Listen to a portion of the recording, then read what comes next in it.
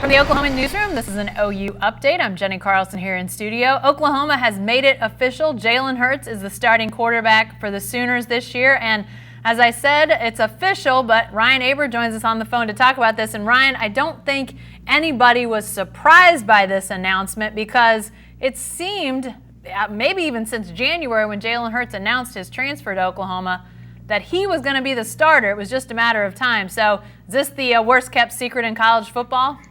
Yeah, nobody expected this race to wind up any differently than it has. You know, Jalen Hurts did not transfer to Oklahoma to be a backup to Tanner Mordecai. He transferred to have one more shot at a national championship and wanted to start his final season after losing out to Tua Tagovailoa there at Alabama last season. So zero surprise with today's announcement, even down to when it was announced. Well, let's talk about the timing, Ryan, because here we set, it's not game week, so there was still some time before Lincoln Riley would have needed to maybe make that starting quarterback announcement. So why is today the day? Well, for a couple reasons. One, today specifically because Oklahoma started school, so that sort of locks in guys that are already on campus to stay for the semester. Obviously, they can leave if they want, but it's going to cost them eligibility time. So it was always thought that Lincoln Riley would wait until after school started to make the announcement because, as he's talked about, retaining quarterbacks is such a big part of the thought process when you go into a quarterback battle like this. It was the same thing a year ago when Kyler Murray beat out Austin Kendall for the job. Lincoln Riley waited until just after school started. Sort of the same thing a couple years ago with Baker Mayfield beating out Trevor Knight. So we expected this. This is actually a little bit earlier than Lincoln Riley has done it. I think he's generally been about 10 to 11 days out. This is 13 days out. Of course, it helps the timing that OU has a Sunday start instead of a Saturday start. But, if Jalen Hurts gets hurt, then at least Tanner Mordecai will be there as a backup who is ready to go.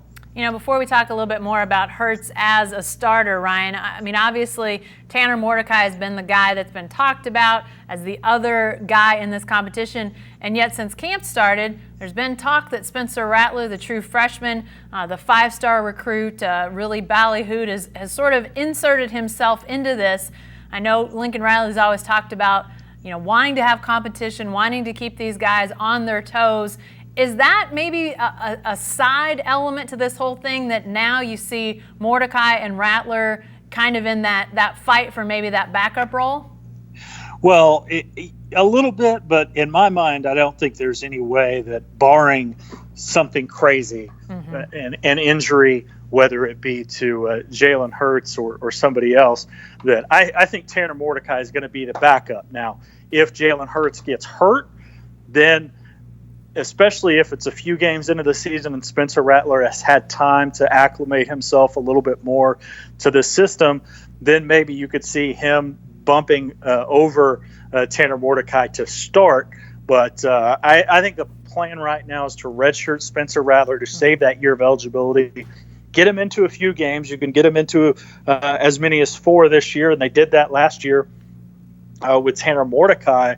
But I think Mordecai is going to be the backup, at least in name, to begin the year. Yeah, and I guess it would depend on, as you talk about, if there would be an injury to Hurts, what kind of injury, how long is the recovery time, all those sorts of things I'm sure would play into it, and what Lincoln Riley was thinking long-term at that position. But as it stands right now, Hurts is the starter, and he hasn't started a game in a while, Ryan, even though he's been on the minds of college football fans for quite some time. But it was that national championship game, his sophomore season at Alabama, so almost 2 years ago, not quite, but almost, since he last started. How can we expect him to be similar and different as a starter this time around? Well, I think for the first thing you look at with what made Jalen Hurts so good in the first place, which was the way he carried himself, the leadership obviously was really good generally that first half of that game that you mentioned, notwithstanding, at running Nick Saban's offense and what he wanted to do, which wasn't anything flashy. He's not asked to make some of the same throws that he is in OU's offense, but the fact that the way he carried himself, as I believe you're writing about in tomorrow's Oklahoman for Tuesday's paper, is a big part of what made Jalen Hurts so effective, and clearly he's shown that over the last 2 years since then with the way he handled the fallout, but also a tough runner. He's a guy who is different than Kyler Murray. Certainly doesn't have the speed that Kyler Murray had, but has a lot of power to him. But also he's a guy who can make, I think, a lot of those throws, the shorter throws at least, that Lincoln Riley is going to ask him to do. But I think also he's an improved quarterback, especially arm strength wise, than what we saw a couple years ago. Yeah, Ryan, you mentioned his running, and obviously Lincoln Riley, an offense that we have seen, as you mentioned, Kyler Murray run. Baker Mayfield has run some in this offense, but this is a passing offense. This is a vertical offense that really spreads the field from end to end. Is there evidence that Jalen Hurts is a more capable thrower now than maybe we saw him last as a starter? I mean, he lost that job to Tua in large part because he was a better passer. He could do some more things, had that skill to his arsenal. Is Jalen Hurts able to do that more now? Yeah, I think we've seen a couple examples of the fact that his arm strength has gotten better, and he's gotten better at those longer throws.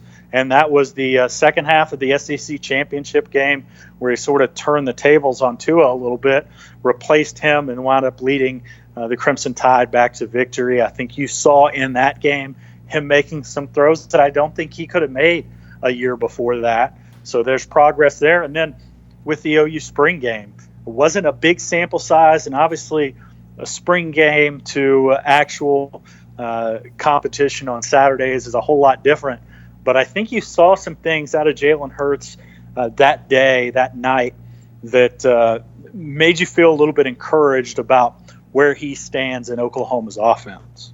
Well, we'll see exactly where he stands on Sunday, September 1st. That's Oklahoma's opener. It's going to be a night game that weekend, that holiday weekend, 6:30 start in Norman against Houston. We'll have all the coverage leading up to that opener, and obviously all the coverage of the announcement of Jalen Hurts becoming that Oklahoma starter. So be sure to stay with the best coverage team anywhere at oklahoman.com and every day in the Oklahoman.